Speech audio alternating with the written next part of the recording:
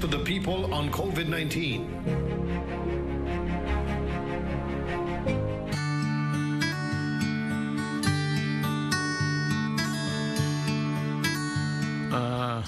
Good day sa ating mga kababayan nakikinig ngayon. I hope that you would learn more about the problems of the community from the COVID and your individual problems of the local government. We start now with still the main problem now of the Filipino is been there for a long time. It's the COVID-19. Whether we like it or not, we would have to discuss it because it is the call of the times. We start with the Secretary of Health, Secretary Duque. Good evening, Mr. President. Magandang gabi po sa atin pong tagapangulo ng Senate Committee on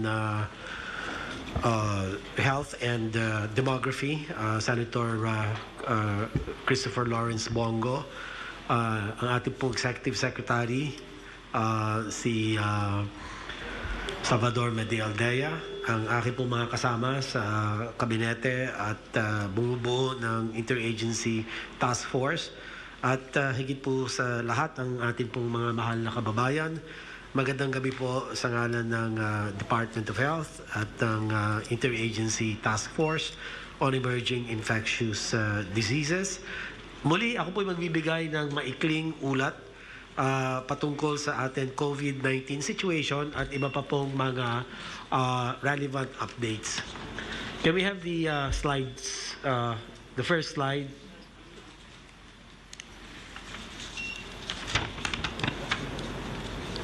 Next slide, please. Ngayon, ika-26 ng Mayo, taon 2021, meron po tayong nadagdag na 5,310 na bagong kaso. Sa 5,310, pakibalik lang yung isang slide. Yan po. Naidagdag sa ating mga kaso na 5,310, 1,025 po ay mula sa Region 4A, 988 sa NCR, 657 naman sa Region 3, at ang natitirang rehiyon ay meron pong 2,640 na mga kaso.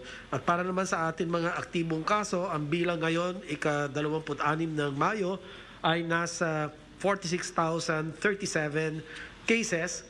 At ito po ay katumbas na 3.86% ng ating mga kabuuang bilang ng kaso. Ito po ang isa sa mga pinakamababang porsyento ng ating pong naitalang aktibong mga kaso.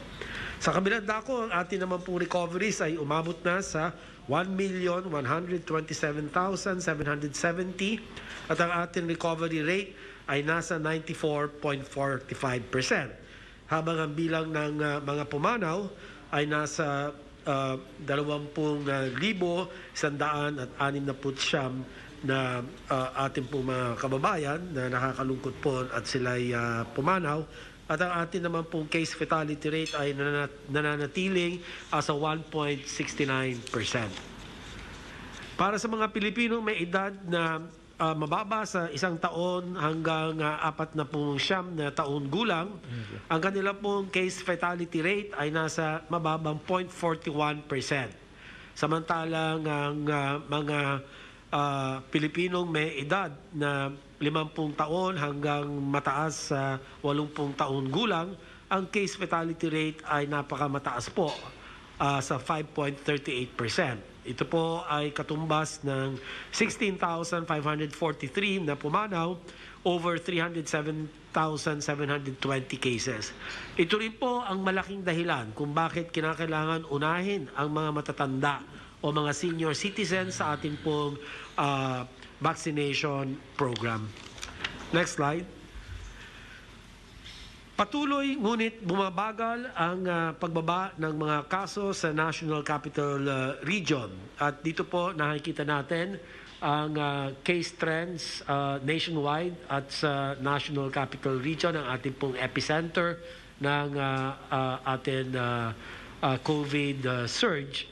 Makikita po sa panukatan gamit ang average daily attack rate per 100,000 population. Sa buong Pilipinas ay noong kasagsagan 9.2 deaths per 100,000 population per day po yan. At ngayon po as a 5.42 tayo, malaki-laki po ang ibinaba nito, halos 50%. Samantalang ang NCR naman ay nakapagtala ng 34 na mga average daily attack rate per 100,000 population, at ito naman po ay bumagsak sa humigit kumulang 10 per 100,000 population. Samantalang ang pangalawang panukatan natin, ang 2-week growth rate or TWGR nationwide ay from 11% nung kasagsagan na as a moderate risk, as a low risk na lang po tayo to negative 21%. Malaki din po ang ibinaba. Ganun din po naman sa NCR from negative 5% na as a low risk nung kasagsagan ay nung April 4 to 17, ito ay nasa negative 47% na po, no? At talagang bumababa. Ang ibig pong sabihin nitong mga numerong ito ay bumabagal po ang hawaan o ang transmission ng COVID-19 infection sa NCR at sa pangkalahatan ng bayan. Sunod na slide po, tulad ng NCR Plus, bumababa ngunit bumabagal ang mga kaso sa mga natitirang riyon sa Luzon. Makita po natin yung kulay red na red line.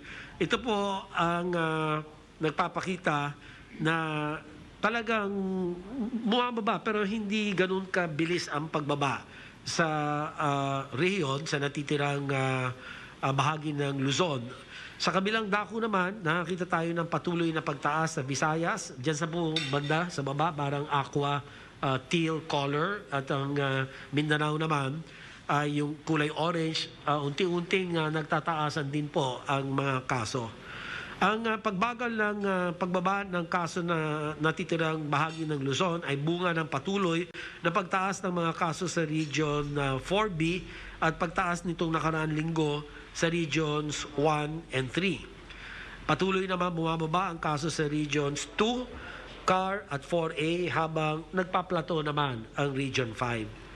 Nagpapakita naman ang Visayas ng pagtaas kung saan Region 6 ang may pinakamabilis na pagtaas, lalong-lalo na po ang siyudad ng Iloilo.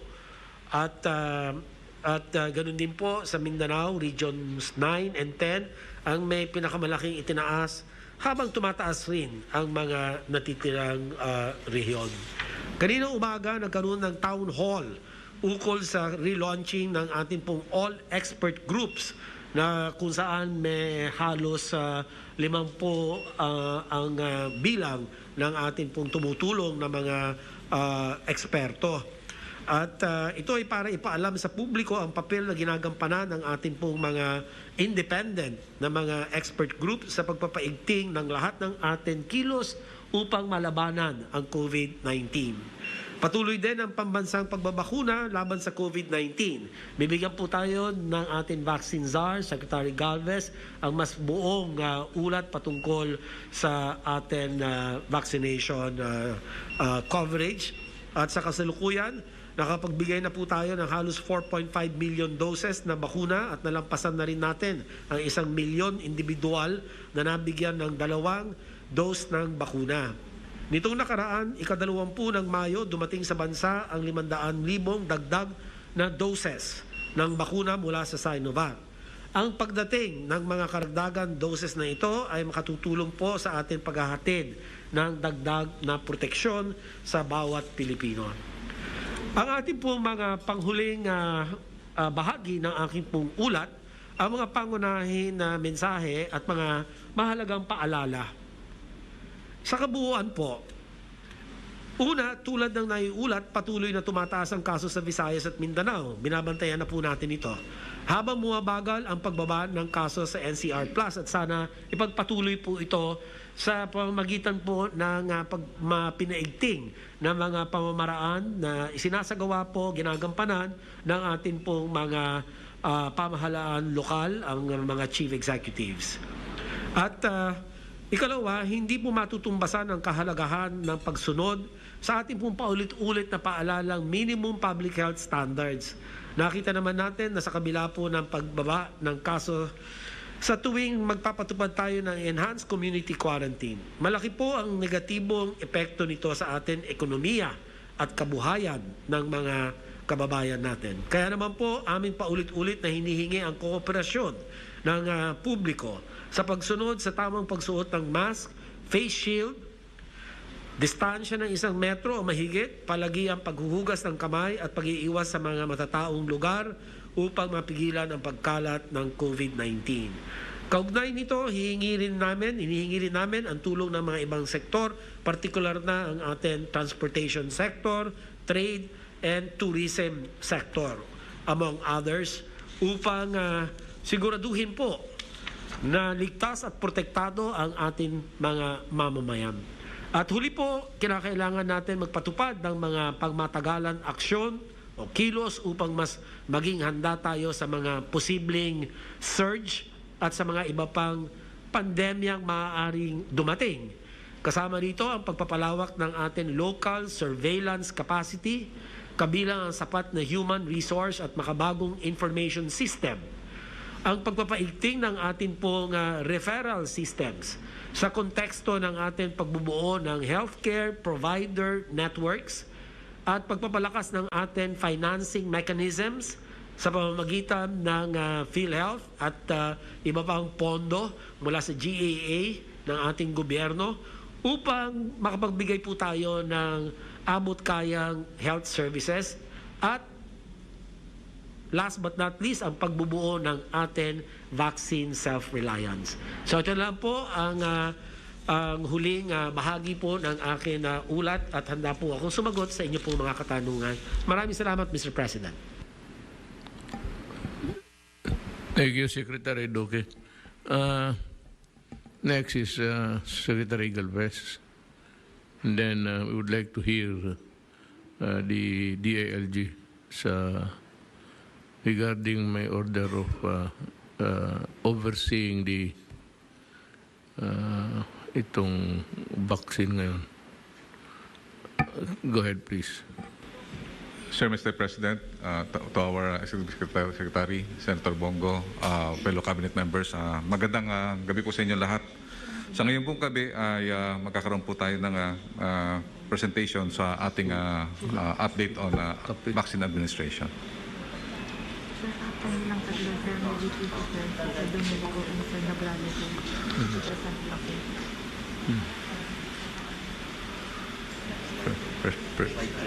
First slide, please. Next slide. Sir, maganda pong balita dahil kasi po nung mga nakaraang buwan, 40 days po tayo bago magkaroon ng ma-breach natin ng 1 million. Nung March at saka po nung April. Pero sa ngayon po, 20 days lang po, na-breach na po natin yung 2 million. So ngayon po, nakatala na po tayo ng 4.495 million na na-vaccinate po natin. Maganda po yung last week kasi na-break po natin ang record in terms